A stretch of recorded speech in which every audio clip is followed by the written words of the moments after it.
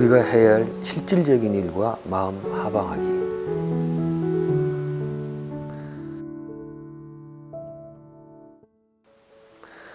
이번에는 임종을 앞두고 우리가 내면적으로 해야 할 일들에 대해서 알아보겠습니다. 우선 유산 상속 같은 세속적인 일에 대해서 관심을 끊어야 합니다. 지금 중요한 것은 자신을 정리하는 것이지 세속적인 일을 수습하는 것이 아니기 때문입니다. 이때 가장 중요한 것은 자신의 생을 돌아보는 것입니다. 바둑으로 치면 복귀하는 것이라고 할 수 있겠습니다. 바둑을 다 둔 뒤에 복귀하는 이유는 자신이 어디에서 잘하고 잘못했는지를 확실하게 알기 위함입니다. 그리고 다음에는 그런 잘못을 다시 하지 않게 위해서입니다. 이렇게 자신의 삶을 회상하다가 잘못한 것이 생각나면 스스로를 용서하십시오. 그런데 여기서 중요한 것은 마음에 맺혀 있는 것을 푸는 일입니다. 우리는 오랜 생을 살아오는 동안에 다른 사람에 의해 피해를 입을 때도 있고 반대로 다른 사람을 괴롭힐 때도 있습니다. 만일 당신이 이전에 어떤 사람을 심히 괴롭혔거나 해를 끼친 일이 있었다면 그에게 용서를 구하는 것이 좋습니다. 남을 해치게 되면 해친 만큼 자신의 마음에도 그 흔적이 남습니다. 본인의 의식은 몰라도 무의식은 압니다. 만일 그의 마음을 풀어주지 않으면 그가 갖고 있는 부정적인 에너지가 훗날 어떤 식으로든 나에게 돌아오게 됩니다.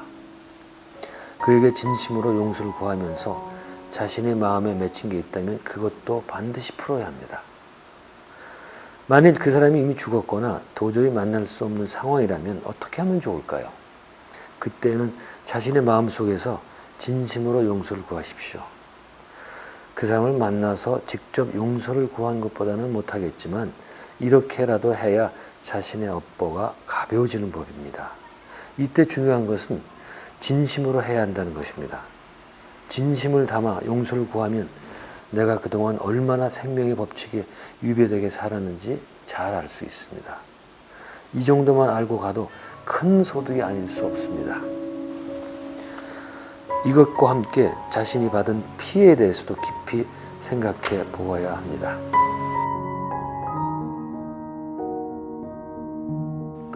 우리는 남에게 피해를 준 것보다 자신이 받은 피해에 더 많이 생각하는 법입니다. 그리고 그 때문에 큰 한이나 복수심을 갖게 됩니다. 그래서 마음이 꽁하고 맺혀 있습니다. 이런 마음가짐은 정리하고 훌훌 터는 게 좋습니다.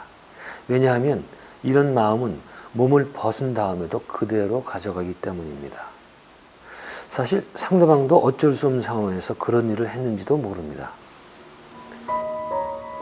당신은 당시에 그 일 때문에 마음이 너무 힘들었지만 임종이 몇 달 남지 않은 지금 보면 다 부질없는 일일 수 있습니다. 그러니 다 훌훌 털어주십시오. 대충 털지 말고 마음속 가장 깊은 곳까지 털어주십시오. 그래서 마음으로부터 깊은 마음 혹은 환희심이 나올 때까지 터십시오.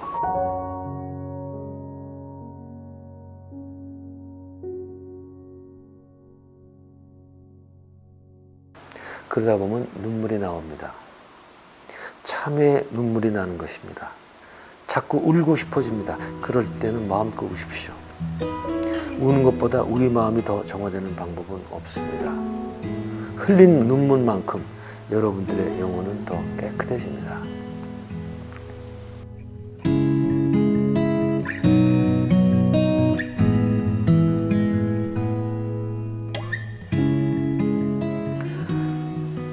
마음의 짐을 다 덜어내십시오. 그래야 여러분들이 영혼이 되어 하늘을 날 때 편해집니다.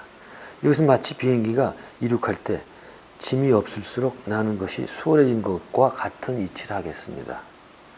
더 높이 날기 위해서는 짐을 덜어내야 합니다. 이렇게 짐을 덜어내서 하나도 없는 상태가 되면 가장 좋겠죠.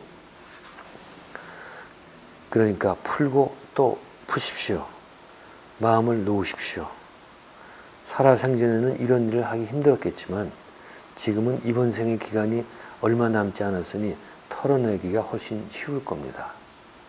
지금은 영적으로 부쩍 성장할 수 있는 시기라 이런 일이 가능합니다. 그래서 짧은 기간이지만 영적으로 엄청난 성장을 할 수 있는 때가 바로 지금입니다. 마음을 꽁하니 안으로 닫지 말고 밖으로 열어놓으십시오. 그냥 나보다 더 큰 힘에 나를 맡기십시오. 마음을 하방하십시오. 그러면 만사가 다 편안해집니다. 그냥 놓으면 될 것을 우리는 내려놓지 못합니다. 안타깝습니다. 이것은 마치 우리가 기차를 타고도 자신의 짐을 들고 있는 것과 같다고 하겠습니다. 기차에 탔으면 짐을 내려놓아야지 그것을 여전히 들고 있으면 얼마나 어리석은 일입니까? 기차에 타면 짐은 기차에 맡기고 본인은 자유롭게 다녀야겠죠?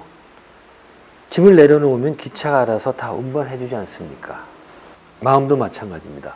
방념하시기 바랍니다. 내려만 놓으면 큰 자아가 알아서 다 해줍니다. 그러니 내려놓고 관망해 보십시오. 이런 가운데 마무리가 잘 안 된 인간관계가 있는지 잘 생각해 보십시오. 이번 생에 생긴 것은 이번 생에서 정리를 하고 가는 것이 좋습니다. 다음 생으로 넘겨도 안 되는 것은 아니지만 그렇지 않아도 쌓인 업보가 많은데 가능한 한 업보를 줄이는 게 좋습니다. 우리가 어려서 학교 다닐 때 방학 숙제가 하기 싫다고 계속해서 뒤로 미루었다가 개학날이 다 돼서 얼마나 힘들었습니까? 이 숙제 가운데 지금 이 상황에서 해야 할 일은 자신의 마음을 가능한 한 가볍게 만드는 일입니다. 이렇게 할 수 있는 좋은 방법 중 하나는 종교를 깊이 공부하는 것입니다. 세계 종교에는 인류가 그동안 닦아온 지혜가 송두리째 들어 있습니다. 종교를 공부하되 지금 임종이 얼마 안 남았으니 사후생에 집중해 공부하는 것도 좋겠습니다. 이것은 죽음을 피하는 것이 아니라 적극적으로 대처해 이 기회에 큰 성장을 하자는 것입니다.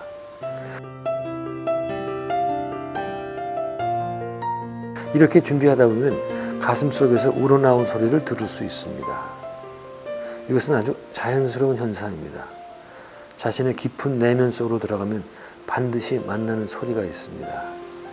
이웃에 봉사하라는 것이 바로 그것입니다. 이것은 누가 하라고 해서 하는 것이 아니라 보다 더 깊은 마음에서 자연스럽게 나오는 생각입니다. 그런데 그 소리에 따라 봉사하지만 그 일을 가지고 보상받으려는 마음은 전혀 들지 않습니다. 이웃에 봉사하는 것은 흡사 배고프면 밥이 들어가는 것처럼 아주 자연스러운 일입니다. 아니, 그렇게 하지 않으면 본인이 못 견딥니다. 이웃 봉사자들은 다른 사람을 위하는 삶을 살아야 본인의 삶이 완성된다는 것을 느낍니다. 그래서 봉사는 여가로 하는 것이 아니라 삶의 가장 중요한 부분이 됩니다.